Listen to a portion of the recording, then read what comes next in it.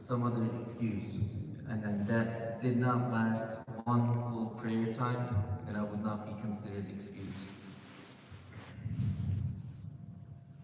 In Hanafi school, an excused person performs ablution for each prayer time, because the Prophet Muhammad ﷺ told an excused woman to do so.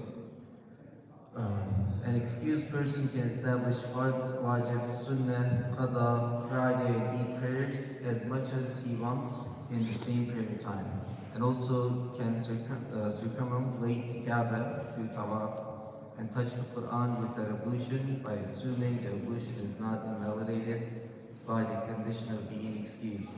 Unless, let's say, again, if I have a nose bleeding issue and I'm considered excused with that, but some other thing happened, some other thing that nullifies the ablution happened, then my ablution would be nullified.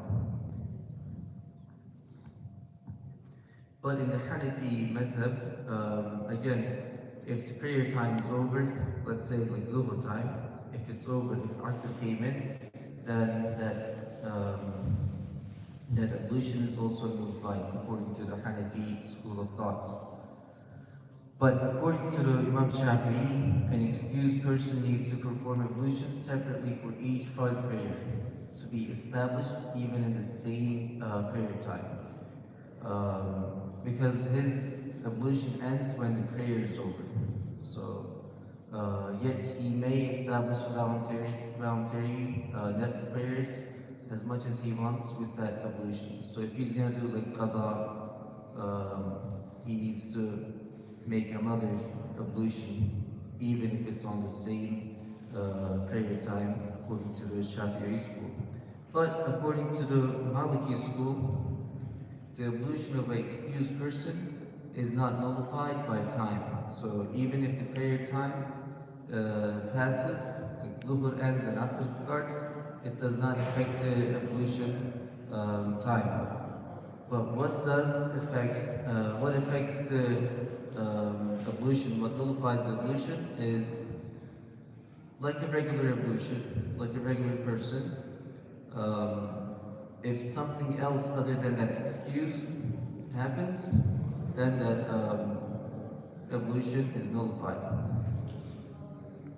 And again, in the event that an excused person causes like this, making ablution every prayer for Shafi'i and every prayer time for Hanafi is such a burden on that person, and that person is sincere with it, then he or she can follow the Maliki school, where they don't have to make ablution for every salah, every prayer. Does the dirt, the najasa that result from excuse and contaminate the clothes or body of an excused person prevent him from establishing prayer?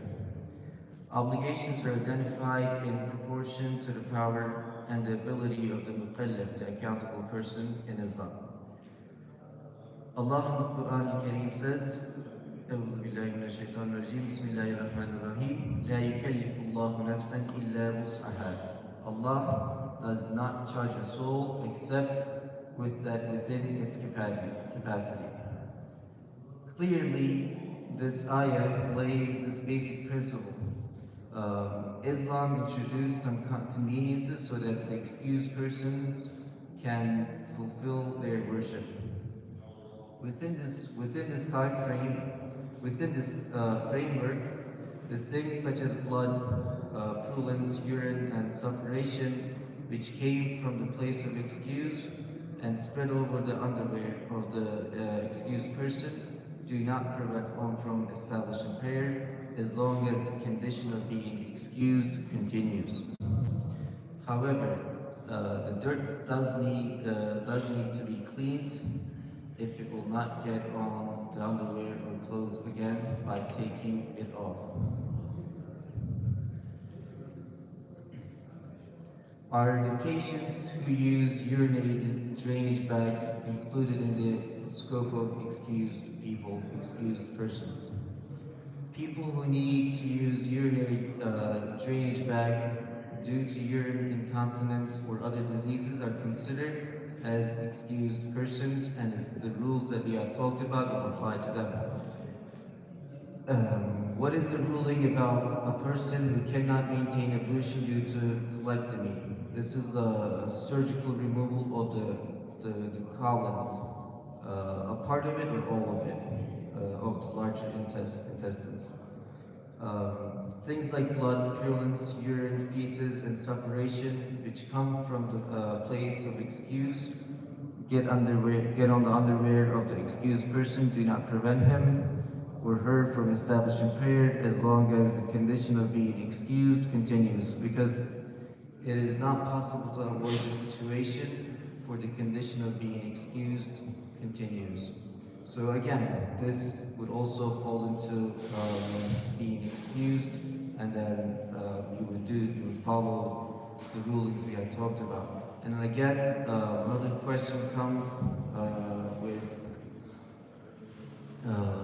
how should a person who underwent colostomy, a surgical anastomosis of large intestines into anterior abdominal wall?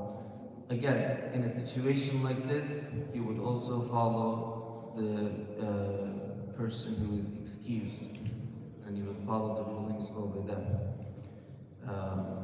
To summarize briefly, in Hanafi school of thought, if the condition continues on all of the schools, the condition has to be continuous, and then it has to not pass.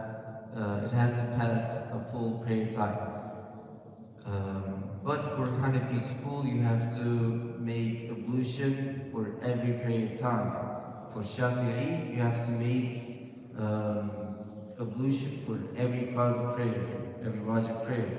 And according to the Maliki school, you would just go like how you would normally do, except you would just make ablution when other things happen and you're excused. And then I'll end with this final question, inshallah.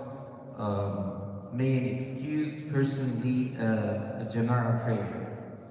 So, a person who is excused in terms of ablution may lead a jama'ah consisting of people who are also excused like him. So let's say there's 3 people and they're all excused, they have excuses, then one of them could lead. But the person cannot lead a jama'ah of unexcused people. Because the condition of an imam should not be lower than that of the jama'ah. According to the Shafi'i school, unexcused people may follow an excused person in a prayer. So this is a difference of opinion here, but the majority is that imam should not be excused if the people are not excused like him. And another thing, if you are leading prayers, we had talked about different opinions upon the fard of the ablution. So if you are an imam, if you are leading at your house or in like a gathering, you should follow all school of thoughts. Meaning, you should follow Tartib, you should, follow Imam Shafi'i's teaching of, if you touched your wife's hand or something, you should make ablution. Or if you blood came out of your wound, according to Hanafi school of thought, that nullifies the prayer, not the prayer, the ablution.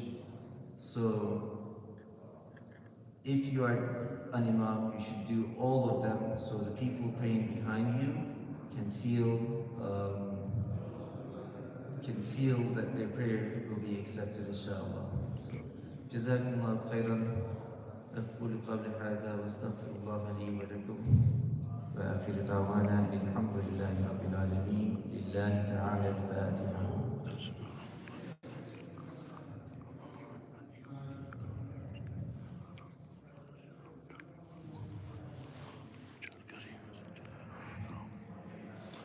فتح الله عليك.